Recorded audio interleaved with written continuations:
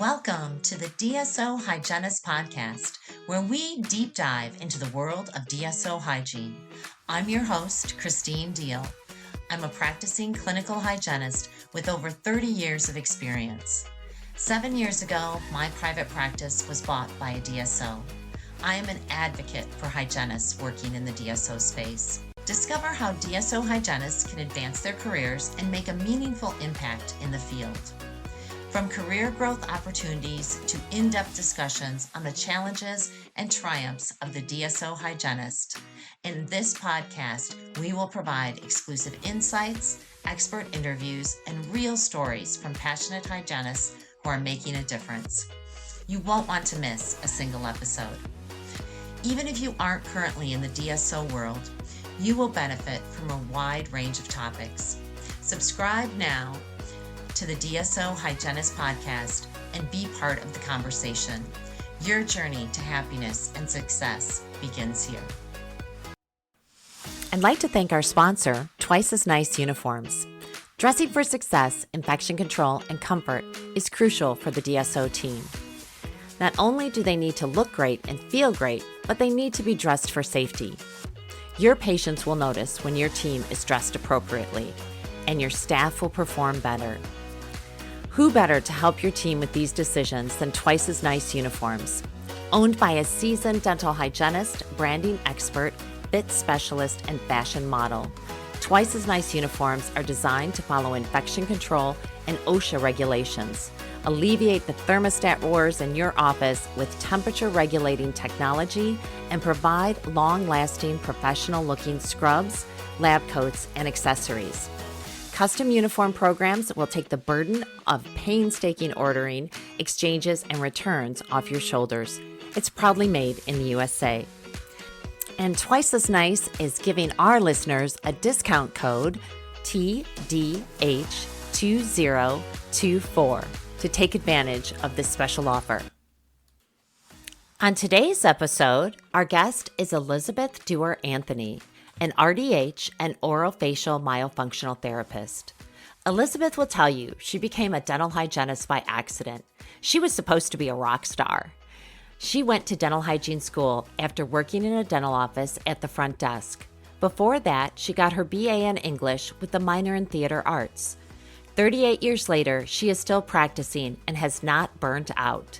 She developed a mindset towards her work that has sustained her and created positive patient experiences. She realized she could teach it to others in the hopes they will also benefit. She found a way to use her performance skills to create a memorable, uplifting experience for her audiences. She has been presenting her seminar, Seirdentity, since 2006. She published a book by the same name in 2013. Her articles have been published in RDH print and digital magazines. She hosted the Seirdentity podcast on the I Love Dentistry Facebook page. Elizabeth is from Rochester, New York, and lives there currently with her husband, Michael. Welcome, Beth. Hi, it's so awesome to be here. I am so excited to have you on the show. I know that you kind of specialize in the difficult patient, and I really want to kind of hear the story behind that. So I've been a hygienist for 35 years, and I noticed right away in working as a hygienist that some patients were just really difficult and kind of drove me nuts. And I was trying to find a way to work with that situation. I also noticed that when I had a day full of difficult patients, by the end of the day, I was exhausted and resentful. Mm-hmm. So that went on for the first several years of my practice. And at the same time, you know, in my life, I was starting on a path of self-improvement with therapy and other recovery-related things. So I was working in Colorado Springs in an office, and I had just started to learn about post-traumatic stress disorder. And one day, in the operatory next to me, there was a patient, a woman, God bless her, she had been the victim of a violent crime. And she was very hypervigilant. Sure.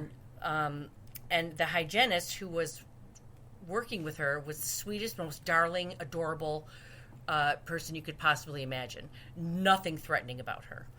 So she starts to try to work on her. She's trying to calm her down. She's trying to work with her. But the woman was extremely hypervigilant. And as soon as she started to lean her back to begin any treatment, the woman absolutely melted down and pretty much ran out of the office, and the appointment couldn't continue. And that was my light bulb moment where I realized, oh my gosh, she's not reacting to Rebecca.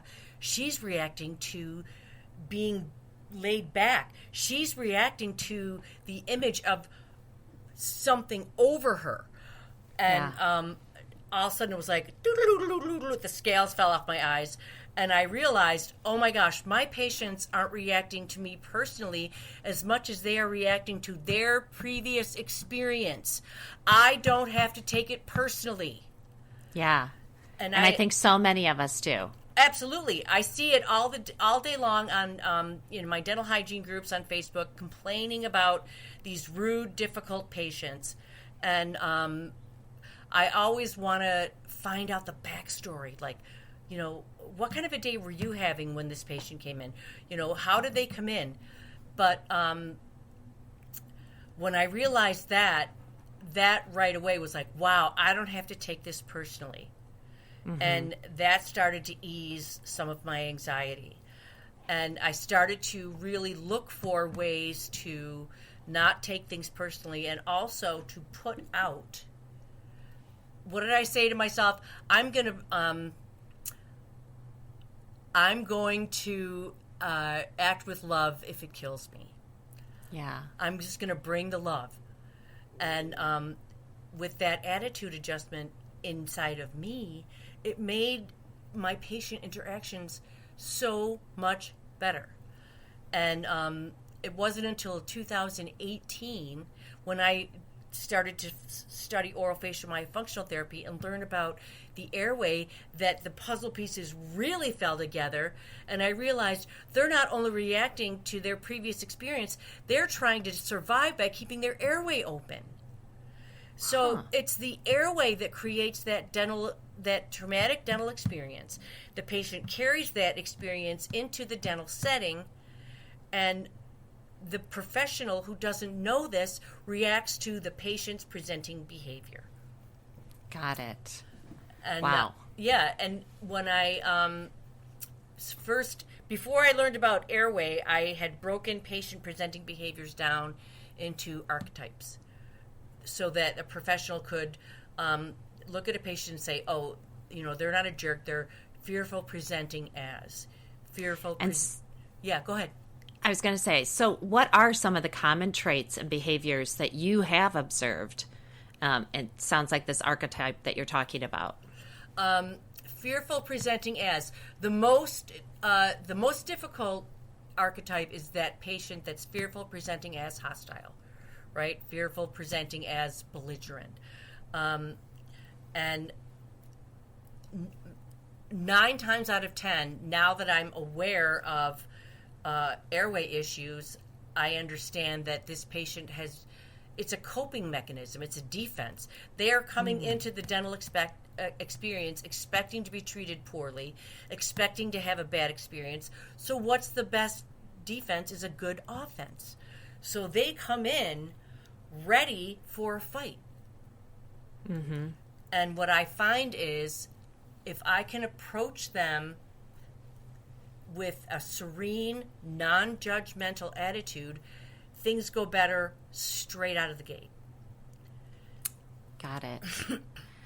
So what techniques or communication strategies do you find is most effective when you are trying to de-escalate a tense situation like that? What I have found is that over time, the interactions don't even get to that. I I don't know why I have been able to have situations where angry patients, it doesn't escalate. Mm-hmm. They come in angry, but my reactions don't make them angrier. Go ahead.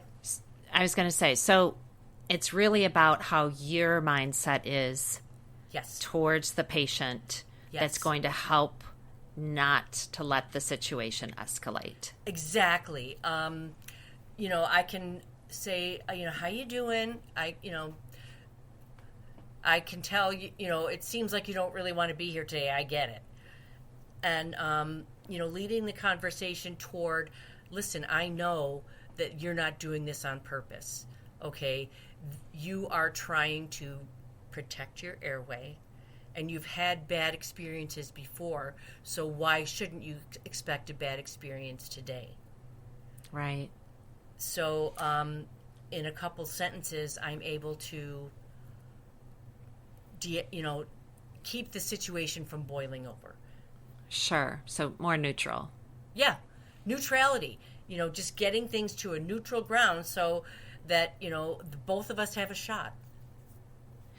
So what role do you think like empathy plays in successfully handling difficult patients? It's vital. I have to have empathy, but there also has to be a boundary. Mm-hmm. Because I am an empath, I can't take it on, but I can empathize. Does that make sense? Because I realized what was making me so exhausted was the taking on, was the internalizing of these patient behaviors, of these. You see what I mean? I do, and I think a lot of hygienists are empathic. Yes. So I think I can totally see where we take on and Yes. we take personally Yes. a lot of this bad behavior of our patients. I know I do. Yes, and that's the biggest challenge, and that's why, my bottom as a hygienist was I had this patient that she was extremely, reactive, and she was even on nitrous, and she still was giving me such a hard time. Mentally, I could see myself punching her in the face. And that was not long before that woman came in with PTSD. So I realized, I'm like, wow, okay, this is not okay. It's not okay. You got to do something about this. And that's kind of what started the whole thing. And when the PTSD lady came in, that was the light bulb. And that's kind of, that was the beginning, the germination of this whole thing. Sure. So is there any specific training or techniques that you use to utilize or improve our skills? I would say that, well, first of all, I had to learn how to take better care of myself, which I'm still not very good at. A lot of us empathic caretakers are really good at taking care of other people, but we don't take care of ourselves. Yeah. So what I have found is taking just a minute to pause, and serenity comes from serenity, which comes from the serenity prayer, which is grant me the serenity to accept the things I cannot change, courage to change the things I can, wisdom to know the difference. And I find that prayer very comforting.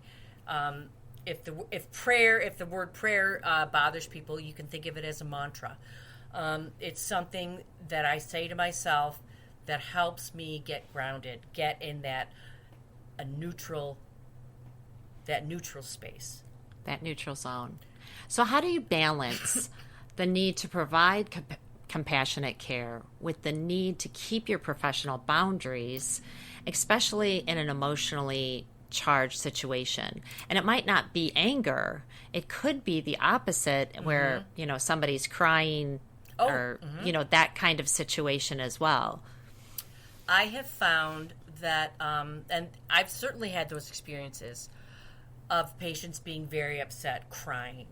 And I have found that if I keep eye contact, move away from the patient a little bit in my chair, but put my hand on them in a neutral space such as their forearm, and just, okay, wow, you are upset. I get it. Yeah, active listening. Active listening, and just bringing the serenity. The serenity comes from me, and it gets to them. Yeah, I love that. Now, I know, how do you kind of collaborate with the team? Like, I know in our practice, we all know who the difficult patient is that's going to be coming in that day. So, what do you think is the best way to approach it as a team so, that everybody's on the same page? Well, this is where it gets challenging, because I can't, it is better if the whole team would have the mindset that I have. But I can't, get it to them by telepathy. Right. So what I can do is, if there's a patient comes up during the morning huddle, oh, he's such an ass. I'm like, well, he's fearful presenting as hostile. Or she's such a bitch. She's fearful presenting as hostile. And sometimes, especially women patients who are fearful, they can. It's not so much hostile. It's a kind of hysterical hostility, where they're all worked up with an edge. So they come in and they're ready for a fight, but they're also exhausted because they're taking care of all this other stuff. And what I invariably see with these kind of women is a long list of medications for everything, especially anxiety, depression. A lot of times they have diabetic, high blood pressure. And, you can learn a lot about a patient from their medical history. You look at their list of medications, and boom, I can see before I even seat that patient, okay, this is what's going on. So that helps me approach them more neutrally. Yeah. So what's... Oh, go ahead. I'm sorry. No, go ahead. Well, I was just going to say, so to kind of get the team over to my mindset, I just have to do like little reminders about that, like that. I can't, but I have to be very you have to be careful, because if somebody's not in the same mindset as me, which a lot of dental people aren't, I don't want to make them mad. I don't want to turn them off. I want to be there. I want to be of service. I want to be of service to my team members. And so it's a fine line. Yeah. So what steps do you take to prevent burnout with dealing with difficult patients since you've been on this journey? Are there anything specific that we should look into? Well, anything that helps me have as a non-judgmental an approach to life in general, but especially to my professional life, is going to help me not get burned out. And I have not. 35 years, and in all kinds of settings. I've worked in swanky, concierge practices, all the way, to Medicaid practices in inner cities. And I'm so blessed. This approach works. It works wherever I go because it's in me. Yeah. It's not about, it's nice to have a beautiful office, but I always say it's that 11 inches between my eyes and theirs. That is the most important space in any office where I'm practicing. I don't know if that answers your question. Yeah. I do think you're right. It's in us. We have to make the best of the situation, regardless. So, Beth, tell me or tell our listeners how they can get a hold of you if they would like to talk to you. My email is denteddiva@gmail.com. I'm on Facebook, Elizabeth Dooher-Anthony. Surdentity also has a Facebook page. And surdentity.com is my website. Oh, great. Well, I really appreciate you sharing your time with me today. And I just can't wait to share with everyone all this great information. So thanks so much, Beth, for coming on today. You are entirely welcome. Thank you for giving me the opportunity. You bet. Take care. I will. Thanks. You too. Thank you for listening to the DSO Hygienist podcast.